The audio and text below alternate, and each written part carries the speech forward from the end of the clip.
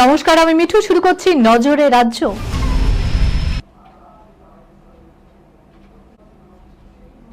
পশ্চিমবঙ্গ দিবস ও আন্তর্জাতিক যোগ দিবস পালনে পশ্চিমবঙ্গে আসছেন প্রধানমন্ত্রী নরেন্দ্র মোদী। 20 তারিখ এবং 21শে জুন বাংলায় থাকবেন মোদী। রয়েছে একাধিক কর্মসূচি। রেল, কৃষি, গ্রামীণ এলাকায় উন্নয়ন, মৎস্য চাষ সংক্রান্ত একাধিক প্রকল্পের ভিত্তিপ্রস্তর স্থাপন ও উদ্বোধন করবেন তিনি। 21 তারিখ কলকাতায় আন্তর্জাতিক যোগ দিবস উদযাপনে যোগ দেবেন নরেন্দ্র মোদী। রেড রোডে আন্তর্জাতিক যোগ দিবসে জনতার উদ্দেশ্যে ভাষণ দেবেন। গ্রীষ্মের আরামদায়ক পোশাক হিসাবে নাইটি বেশ জনপ্রিয়। বয়স যাই হোক না কেন, মহিলাদের অনেকেই ভালোবাসেন ঘরে নাইটি পরতে, কিন্তু এবার পুরুষদের পরনেও নাইটি।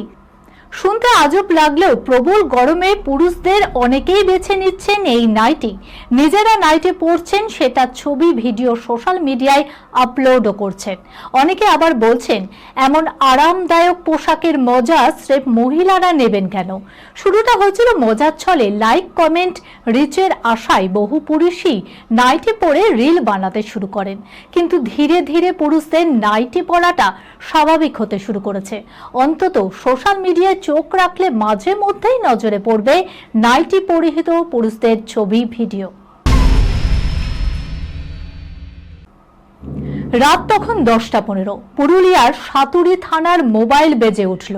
রিসিভ করা মাত্রই ডিউটি অফিসার শুনতে পেল এক পুরুষ কণ্ঠ। বলছেন, আমি আত্মহত্যা করব, বাপের বাড়ি থেকে আসছে না স্ত্রী। এ কথা শুনেই ঘাবড়ে যান ডিউটি অফিসার।